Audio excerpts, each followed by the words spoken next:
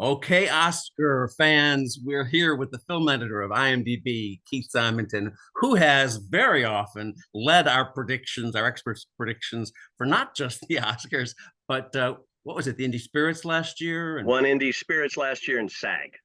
congratulations, congratulations. Thanks. Now, you just came back from Sundance, I did. and did you see any potential Oscar rivals for next year there? Because that's usually I where we didn't see the see everything. breakout. I didn't see the two films that just were announced as the winners, DD and A Summer. I'm going to mess up the title. I didn't see those two, the grand jury winners Mhm. for dramatic, but I did see A Real Pain, which is a Jesse Eisenberg written and directed film with Kieran Culkin. And I will be shocked if at this time next year, when we're having our discussion, Tom, if we are not talking about Kieran Culkin in this film. Uh, and it's going to be one heck of a year if we're not talking about A Real Pain this time next year. It certainly is. It's going to be one heck of a year if it's not in my top 20. It's going to be, I'll be surprised if it's not in my top 10. It's fabulous. The audience adored it.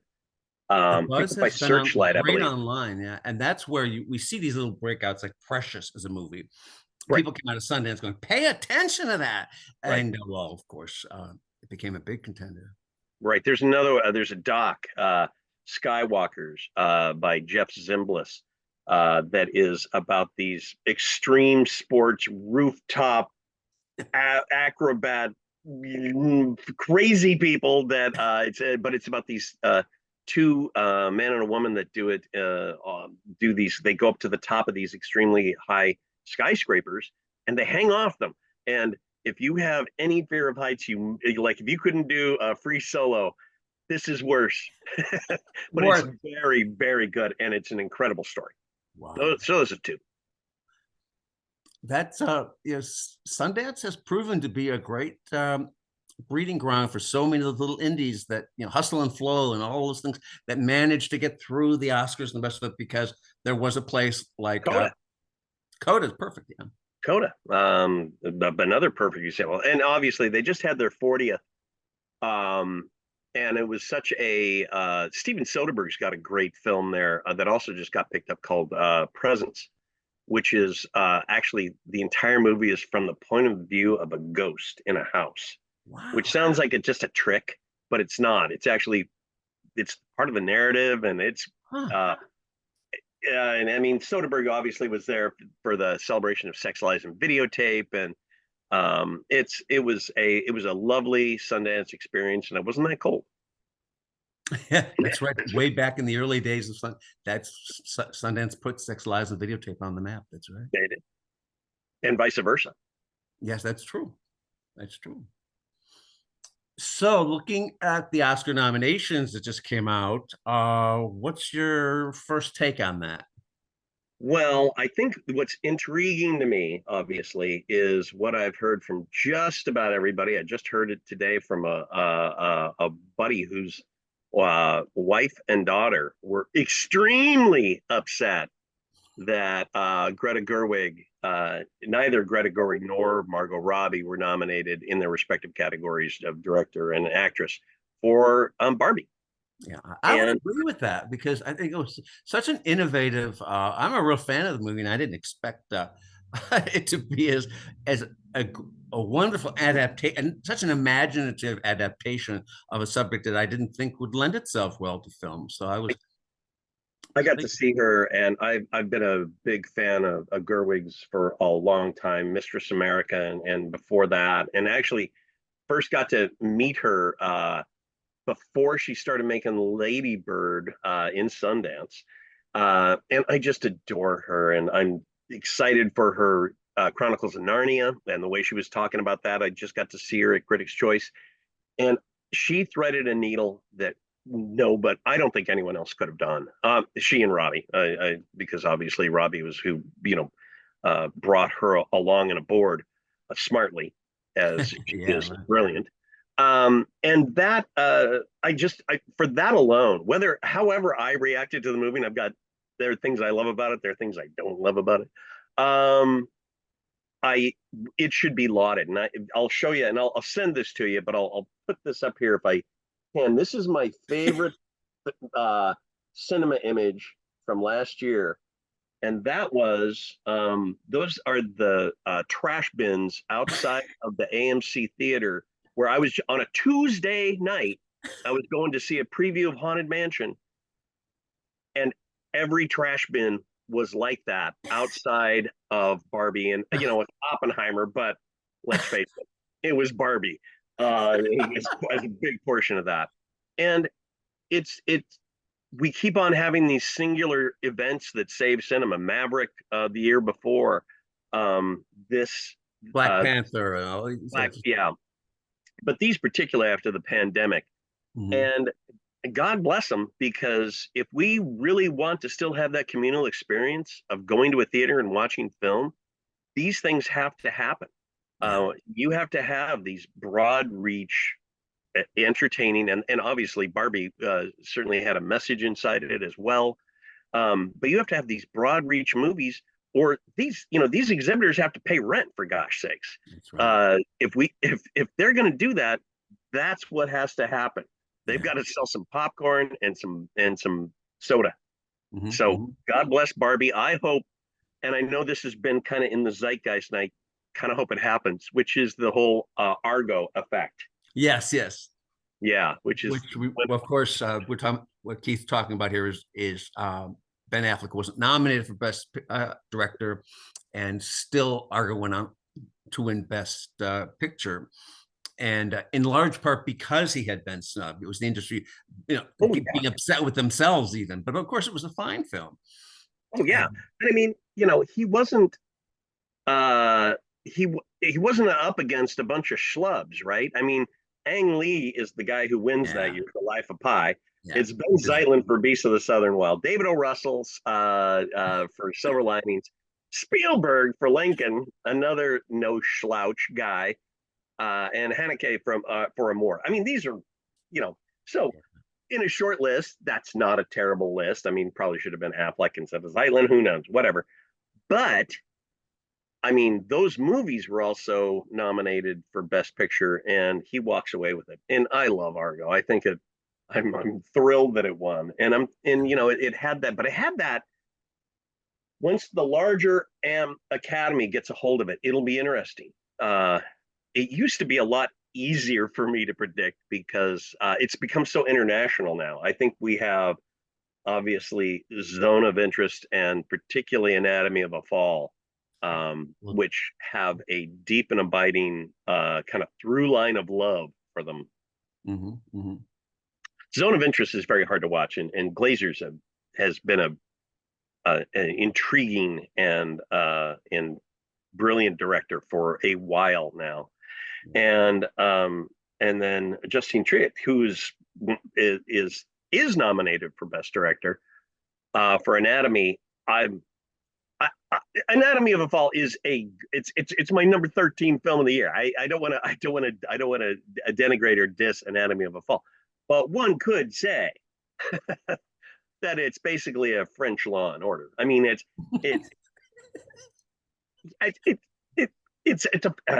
and that little kid. My gosh, what a great! There's somebody who should have been in Best Supporting Actor category. Yeah. So anyway, that's my big spiel there. I hope Barbie. It shouldn't win for adapted screenplay, because it's not an adapted screenplay. I understand the rules. That's a very good point. But that year of Argo, wasn't that also the year of Les Miserables and so forth? And yes. It's the one year you could look at Gold Derby's predictions, both experts and regular, and it looks like the fever chart of a malaria patient. It's up, down. Remember, a Zero Dark 30. Actually, Argo was the first to break out. And then all these other movies we're talking about and that you mentioned kept piling on that. And then Argo had come out early, I think in October or something. And so it was actually not the opening night of TIFF. It should have been the opening night of TIFF, like Canada, America, woo, let's get together. Yeah. It was the next time. Yeah, but that was a year where our predictions kept changing and changing and Yeah. changing. And then Oscar nominations came out, and there was Lincoln leading the way, and everyone thinking, well, that's, Ben Affleck's not even nominated there. And then it had a counter effect. It had caused people to rally, give it that last push. Yeah. So I don't know, again, with the the broadening of AMPAS, how much that has changed. I mean, you look at obviously a lot of people have talked about kind of that through line of love for Anatomy of the Fall has the parasite, effect that offends, eventually just wins because enough people like it. Whether they're passionate about it or not, enough of that larger corpus liked it. So it's every year. What I love, Tom, is every year everyone knows who's going to win. It's going Oh to be yeah, yeah, yeah, every year, and it never happens that way. yeah. And I shout, "What?" like times during the ceremony, if not more. Um, Look at all the passion for um, American Fiction, that won Best Picture at TIFF, and that's where Green Book and a lot of us, these things take off at that festival and tell us that we may be underrating things. Um, that may be stronger than a lot of prognosticators think. And my favorite movie of the year is gaining ground in all the charts and the rest of it, and I think is now number two at Godzilla Golden. -1. What's that? Oh, right, right, right. Although I do love Godzilla -1, I don't mean to. Everybody, you gotta love Remember, Godzilla. what's your favorite film? The holdovers. Oh yeah, I just it awfully good just movie. and I saw it with a small industry group, and it was just like, well, the ending of American Fiction is what causes everybody to just leap out of their seats, cheering. It's such a surprise. So it had that kind of rooting factor, uh, based on the experience ballot you fill out at Toronto, as we know. But the passion is what, and the rooting factor behind movies is something we always underestimate. And or not, you've got a better track record than I do, I think, I'm sure. But I was transported by the holdovers. I was just like, wow. And now the nominations are out, and Paul Giamatti is leading the He's uh, leading the pack, best picture over. and over Cillian Murphy. I Yeah. I think there is a uh, beloved approach to Oppenheimer because of Nolan and because all of these folks, and I think this certainly is going to be true for Robert Downey Jr., who I do think wins for Best Supporting Actor. It's not necessarily that role, which is often the case with the Oscars. It's a, my God, we love you, and we're going to give it to you now.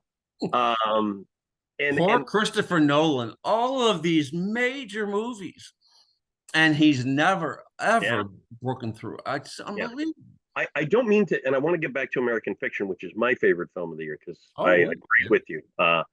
Um, but I think you've got some interesting things about Oppenheimer and whether that ends up being a favored and beloved film, that it versus we've had a lot of these multiple nominations for The Irishman, multiple nominations. I think this is going to be possibly true for Killers, but they're not by that larger AMPAS group loved. Yeah, I adore American Fiction. I hope that's best adapted from Erasure by Percival Everett, which is a different book. I mean, it's not an entirely different book. Cord Jefferson, who adapted and directed, is just he's just fantastic. May he have a long and healthy career because I can't wait to see what he does next. yeah. But it's a different book, in a different approach. Entire characters are dropped and changed and shifted, to create what I think the TIFF audience got it right. Yeah. I was knocked out by it too. So, but these the thing that we've noticed through the years, let's say take the critics awards versus the Oscars, the old pattern of where the Oscars always the movie with the most nominations, the most box office, the biggest movie of the year, My Fair Lady to whatever would win. And as soon as screeners came along, the VHS, we saw all of a sudden the kind, and meanwhile, of course, the critics awards are often either correct or it's often a case of our peers just trying to prove how smart they are by picking things that would never win in a real universe like Nomadland. But It's a weird time. what's that? He said that was a weird time. That was That a was a weird. weird time. Where's Steven But it also, Yeah. I mean, what's happened is the Oscars are now that they have screeners at home and now they have big screen TVs and more and more and more. And you're talking about the threat of the danger all American cinema as an industry is facing in these changing times of why should I go to a movie house if I've got a big screen thing here? I can see it immediately. But there are years like 12 Years a Slave or American Beauty or Titanic or Nomadland, those little movies. Coda is a good example. Well, no, Coda is not a good example. But there are years like Nomadland and 12 Years a Slave, and I'm trying to say, and there's several others that just ran the board all year. And so far, we've seen that. Well, we saw it last year. You have to admit, we did see it last year with Everything Everywhere. They kind of ran the board, which was a surprise. But that that's almost seemed like an anomaly, but it also was larger international. The cast was international. It had the appeal of the family relationship. It kind of hit a new set of quadrants that we haven't quite defined yet. Yeah. And so that did very, very well last year. I don't know, is Anatomy of a Fall in that range? I don't think anyone feels I don't think anyone loves Oppenheimer. They respect Oppenheimer. Oh, yeah. That's what I wanted to say when I was doing the little pin thing. We were talking about Chris Nolan not getting an Academy Award. Now, I hope to God that Gladiator 2 is a great film because 86-year-old Ridley Scott does not have a competitive Oscar. That's right. That's right. Shame on us. I know. I mean, Traffic won that year, right? Was Gladiator Best Picture, and then Soderbergh won. Yeah. Yeah. And yeah. This guy, Alien, Blade Runner, I think it's up there on my shelf, right up there. That entire row is basically Ridley Scott. And he doesn't get, people always go, oh, how did Hitchcock never get a competitive? Well, this is how Hitchcock never got a competitive Oscar, everyone. I know. Nah. Well, one of his movies, Suspicion, did win Best Picture, but they different. I know. And Rebecca obviously won, but that he never won a Best Director Oscar. And the outrage over the fact that The Dark Knight was treated so terribly is what caused this complete upheaval in the Best Picture race at the Oscars, where they then expanded outrage over the fact that his work and he's not getting the reward that he over and over and over again. Inception is one of my favorite movies ever. Absolutely. God, he one day I'll tell this story on him because we as journalists on the awards beat often go to little luncheons and things. And two directors in my career have come up to me and said, why haven't I won an Oscar? And it was Baz Luhrmann, the year of Moulin Rouge, getting 8 Oscar nominations, everything except best director. And he said, why did that happen to me, Tom? And I told him, I said, it was just too campy and it's so brilliantly campy, so brilliantly emotionally driven that they punish sentiment often at the Oscars. But Christopher Nolan, the year of Inception, I was at one of these little industry lunches where there were only 3 tables with 5 journalists at each, and Christopher Nolan went from table to table and sat with us and chatted with us. And so that way they officially cover all the, everybody's there from IMDb to Variety to Gold Derby to whatever.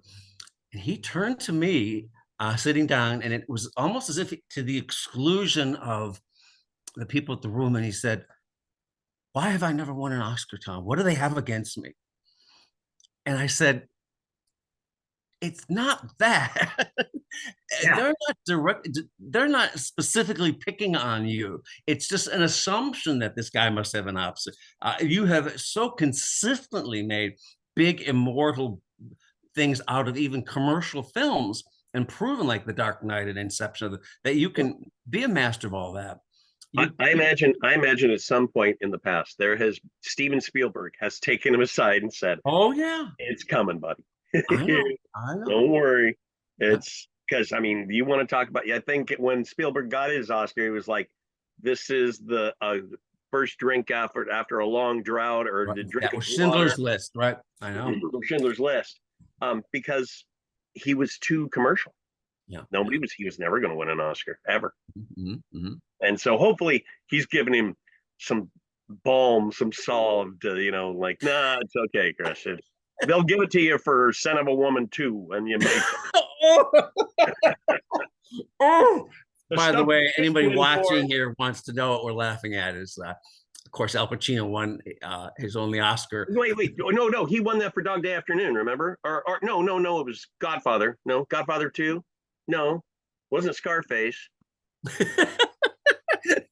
Oh, they just haven't given up. Yeah. So they gave it to him on, I think, on a seventh nomination, just for Son of a Woman to kind of get it out of the way. It had won the Globe. They had permission to. Yeah, he wins for Son of a Woman.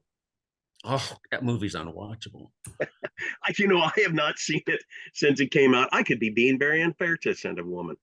I just remember not caring a bunch for it. And at the time, young, we'll have to revisit that, Tom. Let's make that a movie night. We'll do a watch movie night. We'll do. Okay. Katharine Hepburn once said, Oscar's biggest acting winner once said to Audrey Hepburn, "You always win for a role that doesn't rate it." Yep. And Yep. that was before she did The Lion and Winter, which I think is the greatest movie. Me and Aaron Sorkin are the only two people who think the greatest movie ever made is The Lion and Winter. Well, it is one of the great. It's also it's one of the greatest Christmas movies of all time, which I try Yes. to make a point of every time, which is like Die Hard's a Christmas movie. That's true. So is Lion in Winter. Yes, the Christmas tree behind Eleanor. Of course, Christmas trees hadn't become big yet, but either had fireplaces, but they had, Either fireplaces. A lot of other things were very popular back then. Lion in Winter is brilliant, but let's face it, she also tied for that Oscar.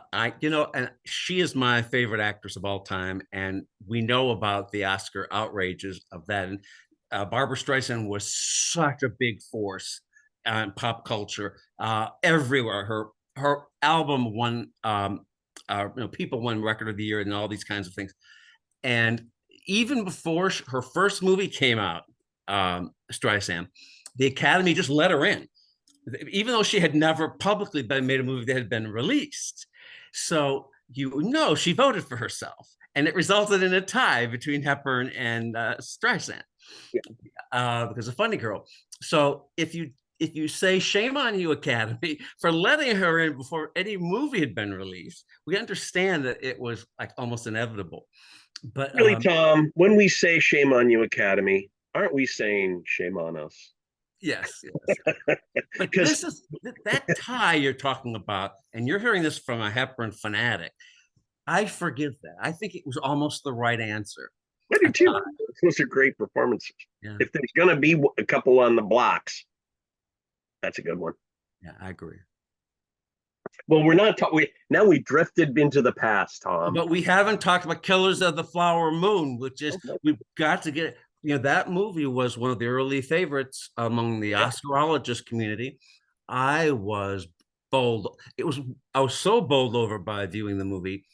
I'm sure you've done this, where I don't know how far you live from a theater up in the Seattle area, but I'm maybe 5 miles from the Grove and Farmers Market in LA. I live in Century City. And so I was so spellbound by Flowers. I didn't call an Uber. I didn't get a taxi. I walked the 5 miles home because I didn't want the spell of the movie to to to dissipate. break. Right. Lily Gladstone's performance, she has very little dialogue, but Right. her screen presence, the Oh volcano yes, that's was mesmerizing. undoubtedly. Right now, the movie is out on Netflix. It's out there. I mean, Apple. Apple. It's it's out there and it's being seen. Can that rally? I would say no. I mean, I don't know. Gladstone's obviously the odds-on favorite. Although I also think that Robbie Robertson's score, because it's Robbie Robertson and he passed away, also has a very, very, very good chance. Good year for scores, by the way. But you know, I think your spellboundness might be someone else's 2 hour nap. I know. Uh, and I saw it in Cannes, and I have to admit I was very, very glad I did, because I was locked in. I wasn't getting up. And there's a point in that film where if you're not sitting in the theater, I don't think you certainly take a break from it, and you may not finish it. And that's actually the thing about DiCaprio not being one of the best actor nominees is, to me, a little indicative of that, because I've been very confounded by the articles like, you know, DiCaprio plays a doofus. Why is he even in the conversation? No, he plays an individual that holds these two disparate ideas in his head at the same time. I love my wife and I'm poisoning her. And he Very well doesn't said. reconcile it. He didn't even try. Yeah.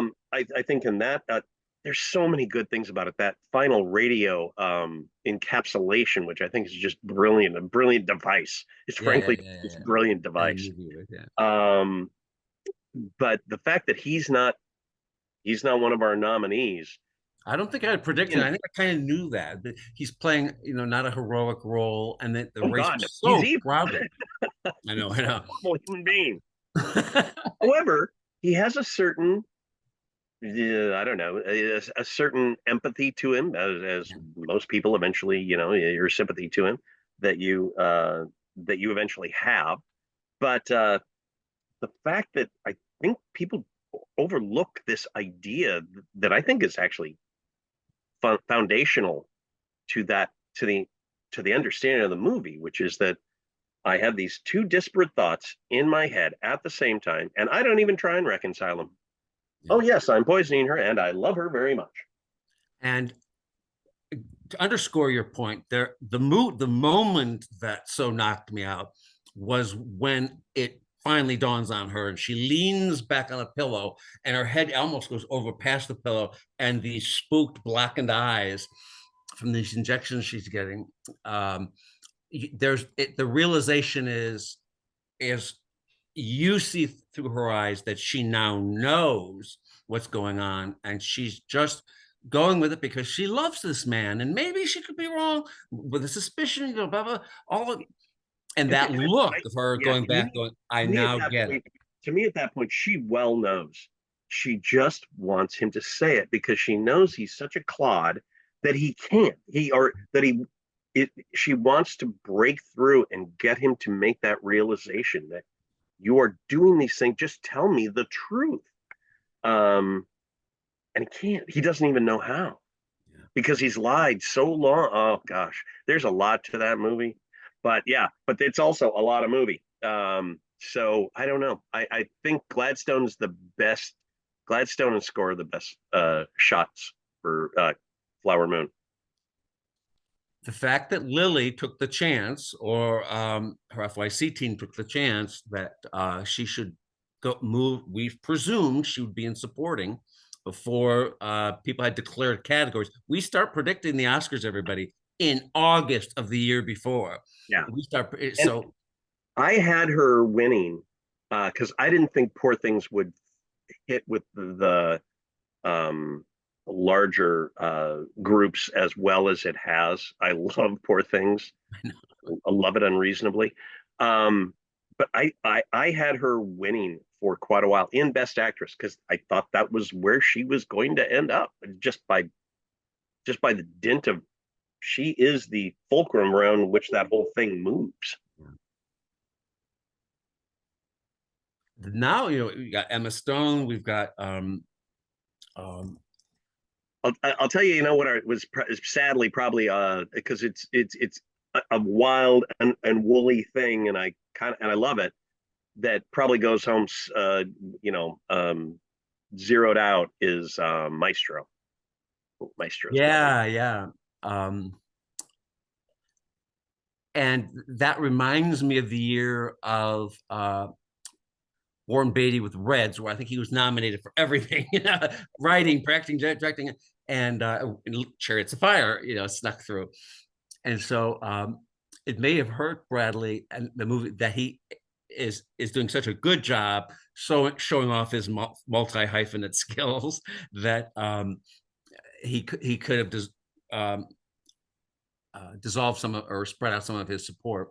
Yeah. But it was a fine movie. Leonard Bernstein just was not a very likable person, and I had a couple of encounters with him when he was alive in New York, socially, whatever, and he was very awkward. And great artists often are. Okay, that's fine, but I think that the harshness of Bradley Cooper is so so much of a superstar now that I think he paid a price for it this time. It was kind of hard to accept him too as Leonard Bernstein when no, that's Bradley. You know what I mean? Sometimes it can backfire. I think it's got so many tonal shifts, which is actually what I love about it, but I don't think it plays well. Here's our 1940s, rat-a-tat on the town section, and here's our, 1970s, Snoopy the Harbinger of Doom, kind of Ashby section. It's so gutsy, and it might be one of the films that people look back on and go, what the hell were they thinking? Not lauding this more. It's hard to say. And then I think you're right. There's almost that Kevin Costner-esque. You've gone too far, young man. Get back in your lane. You can't direct. What? Wow. Bernstein used to use his left wrist.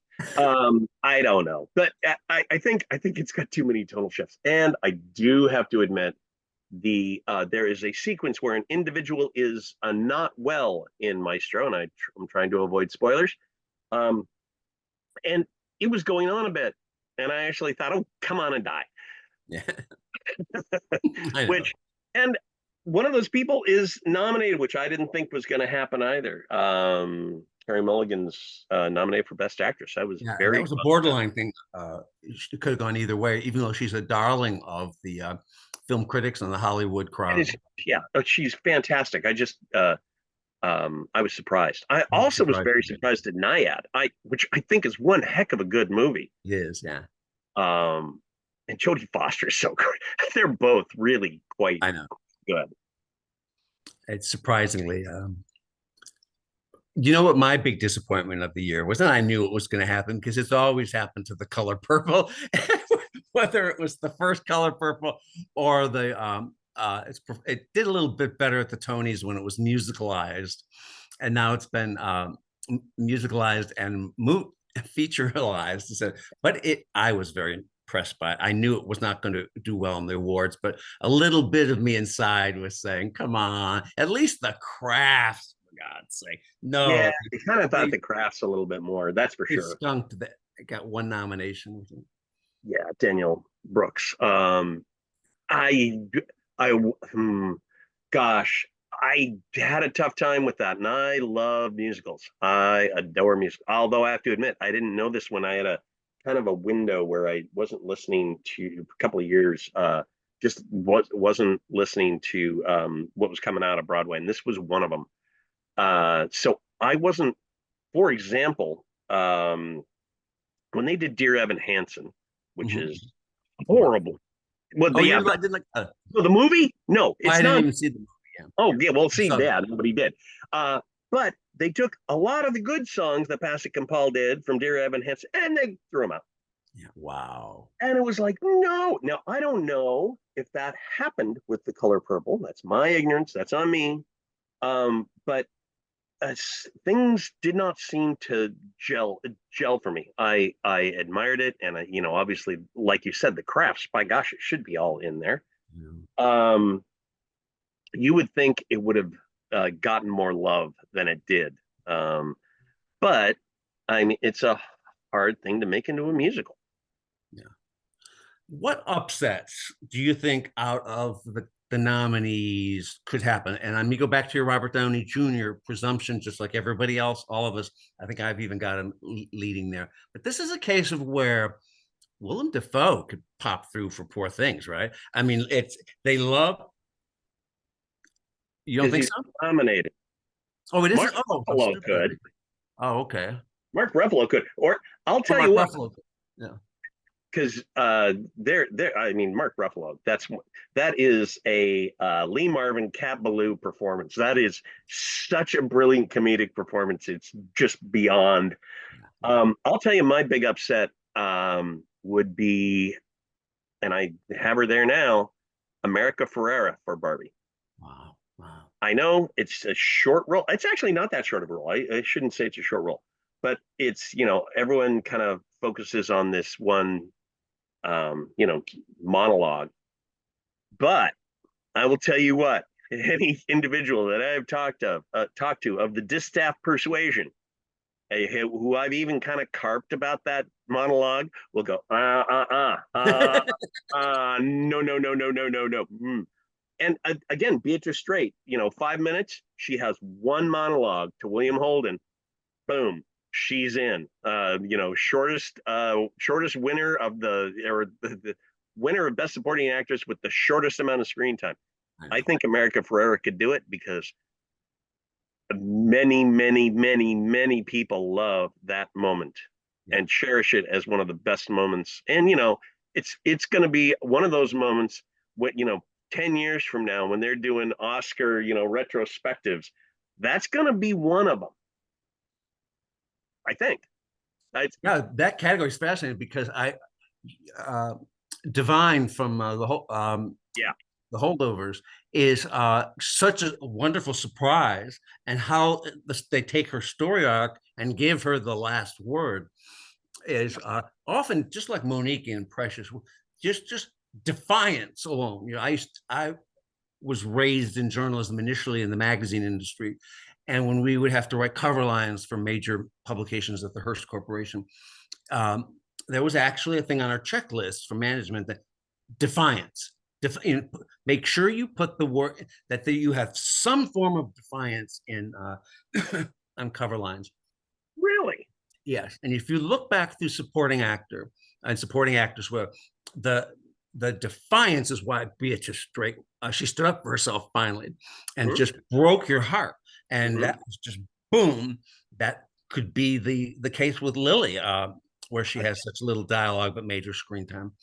And then there's America Ferrera, right? I mean, that is America Ferrera, but defiant. She is explaining to her daughter that it is impossible to be a woman, and here's why, and lays it out. So there's a I think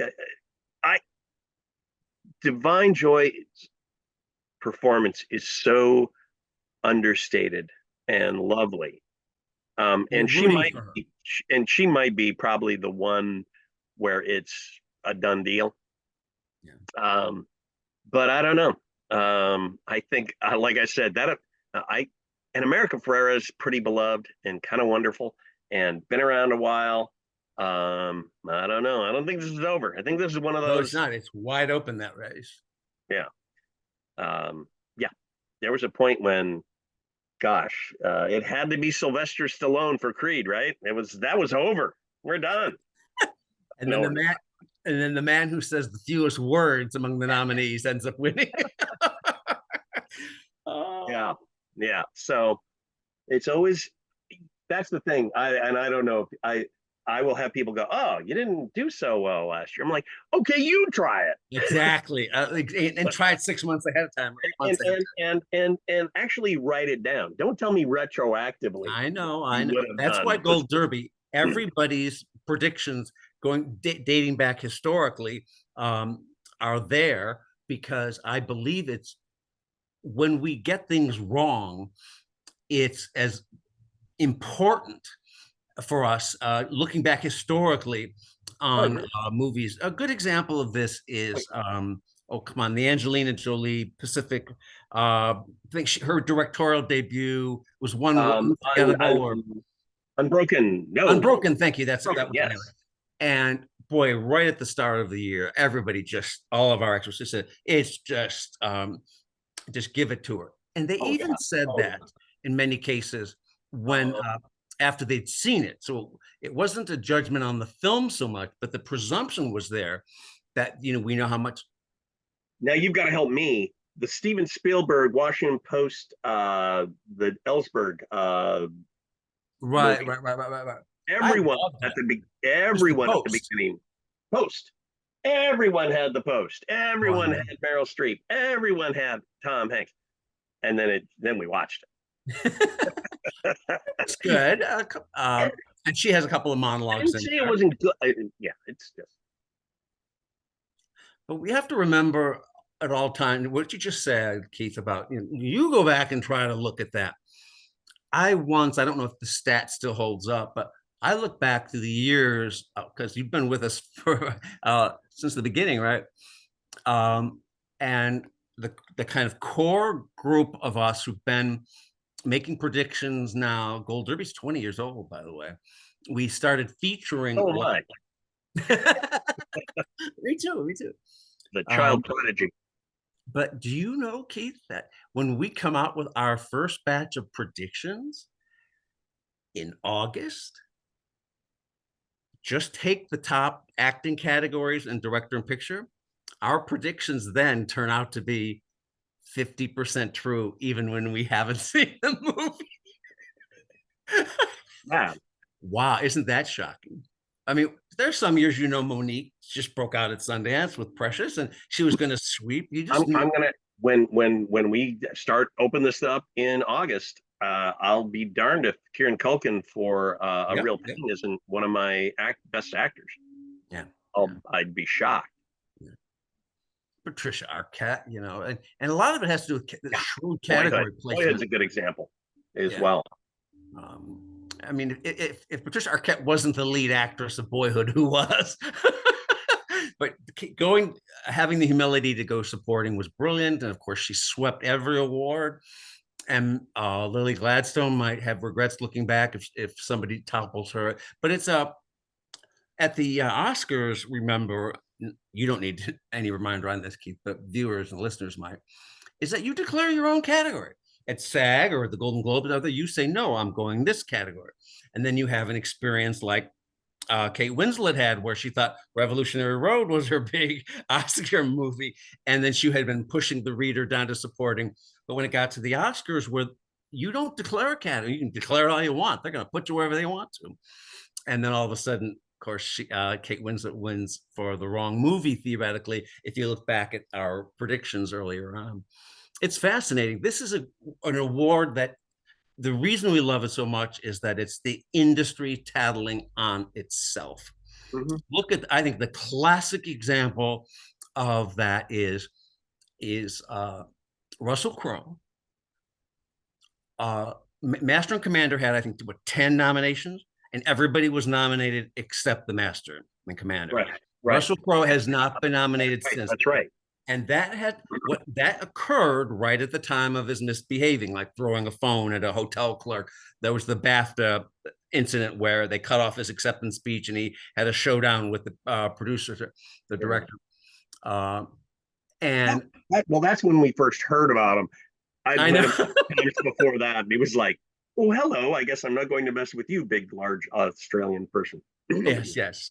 And that is a good that is a reflection. I mean, he just ticked off too many people on the on the set. The same thing was Judy Garland with The Star Is Born. Everybody was saying, I mean, this was finally her, and they even had it set up at the hospital where they had a whole TV crew waiting there where she had just given birth to her son.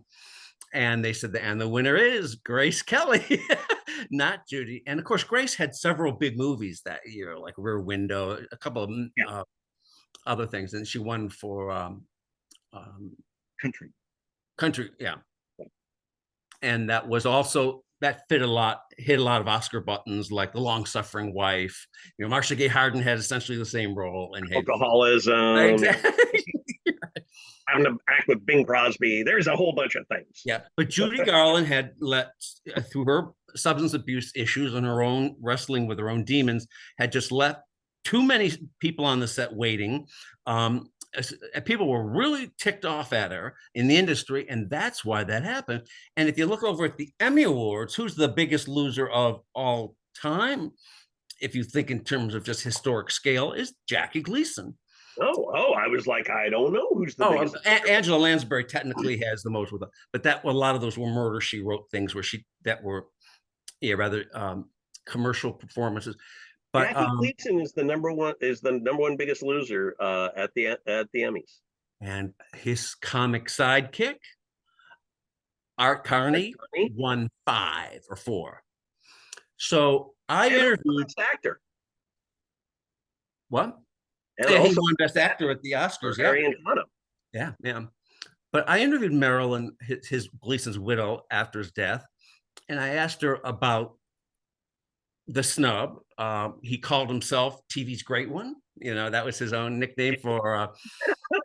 And she said, you just weren't allowed to mention the Emmys in front of Jackie.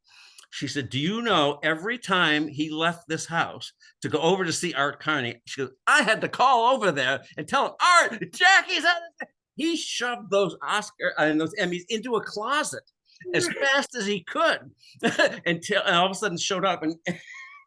And she told me that story herself. She goes, because he knew, because she knew, and Art Carney knew that if Jackie had walked into that house and seen this display.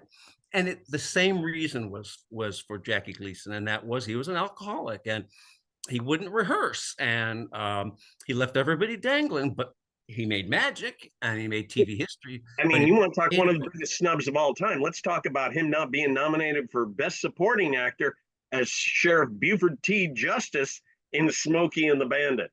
I know. I still can't get sleep. That's a role. I'm not kidding either, by the way. But no way that you came from my loins. Do you know, it was recently, I think, reported by Forbes that $300 million is spent in Hollywood every year to win these awards for the marketing and the rest of it. Just for the Oscars. That's just for the yes, I believe so. All of it. Yeah, I would. That's a good question. It might be all of it. It might be all of it. I think it's all of it. Yeah. So, but the thing is that they're spending, in both cases, Emmys and Oscars, these vast sums for awards that are merely gold-plated. They're not even real gold. They only cost $500 to manufacture, and they're spending $300 million to win it. But it's very important in terms of everything. It is very important, and because it is their peers giving them the awards, that I think that it matters so very much. And the cheapest Oscar you could ever hope to buy, pre 1947, they go in the tens of thousands of dollars, because it matters, because there are there's significance to it. And I think particularly, like, when we go to the Emmys, that there is word of mouth value that I don't think you can buy. Yeah. Which, who had heard of The Bear before its first year that it really kind of swept? I hadn't, to my chagrin. It's very, very good word of mouth. I asked one of the co-presidents of Sony Pictures Classic, Tom Bernard, once. They always make a big push for their little artsy movies. usually made overseas and underwritten by the companies, the country's movie trade board and all that. And I said to Tom, you really focus heavily on the Oscars and your promotion, and they've won so many Oscars like Blue Jasmine and so forth. Why are they so important to you? And he said, this is amazing. He said, do you know that our income as a company, Sony Pictures Classics, 40% of our revenue every year comes from our backlist?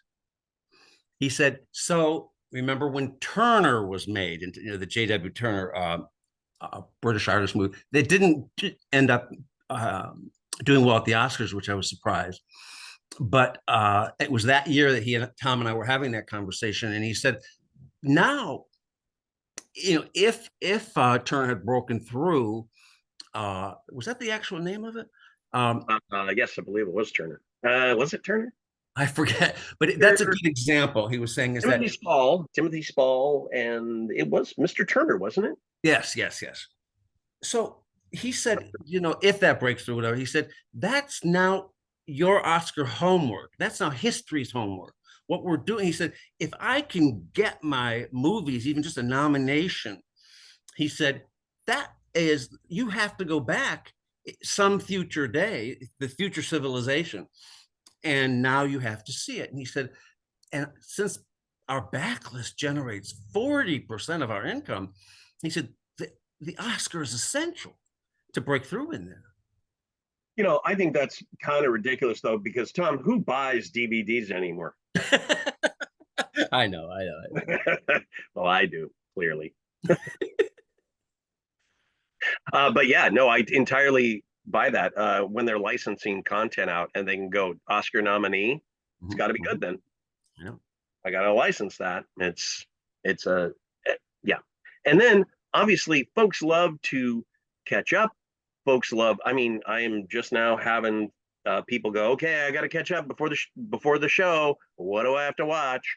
Schitt's Creek at the Emmys. They had ignored that every year until it was finally on Netflix, and then COVID hit. Everyone was desperate for things to, and they suddenly realized, oh, there's this show over here. Great show. A great show. Great But, show. Yeah, the Levies.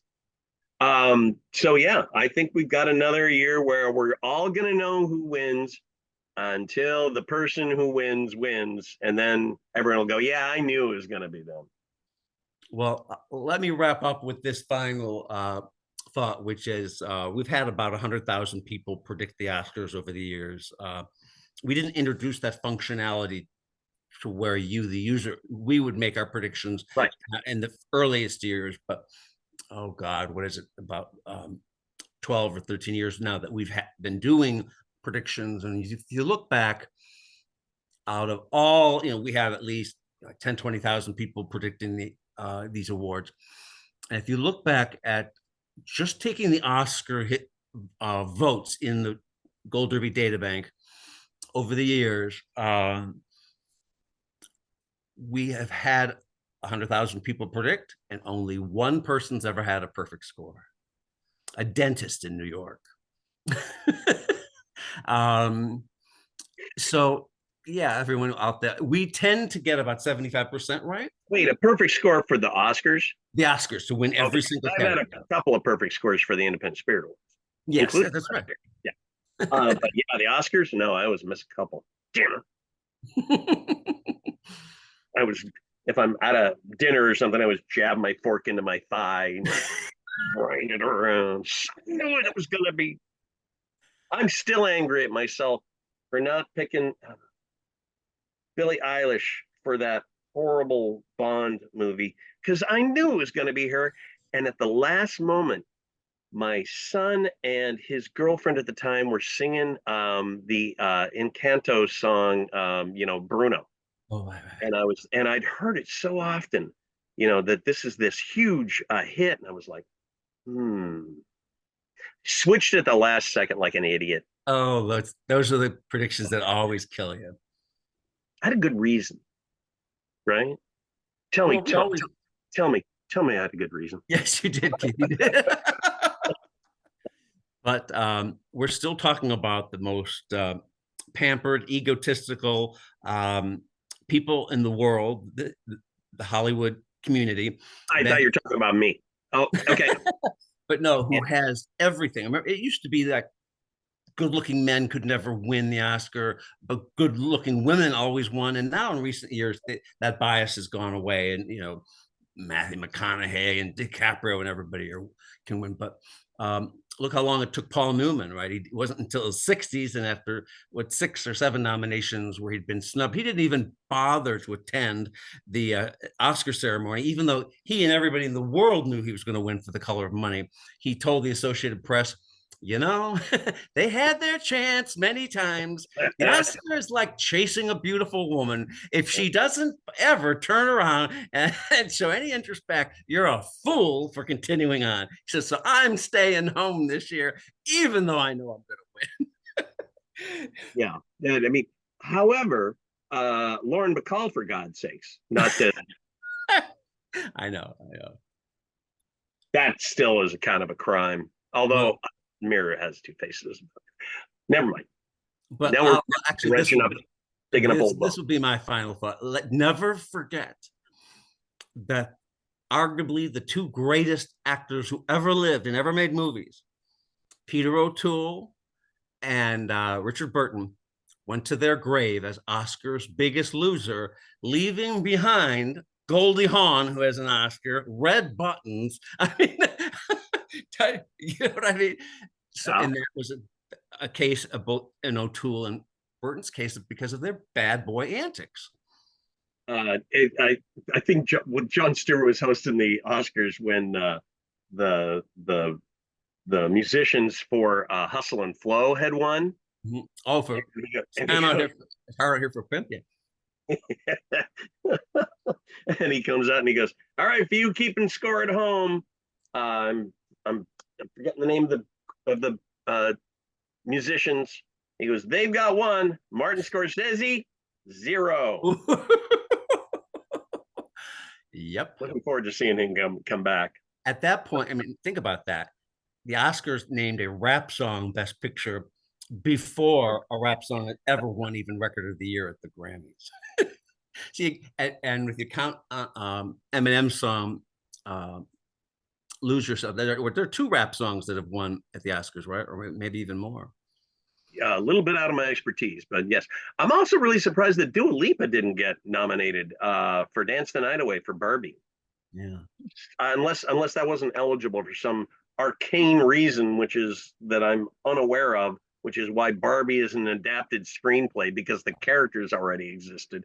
I know. Like, you can't have a song named Dance that will be nominated for a best original song because it's about dancing, clearly. Well, this mystery of going inside, us trying to gaze inside the crazy heads of people in a town full of crazies is the reason we love it so much. It's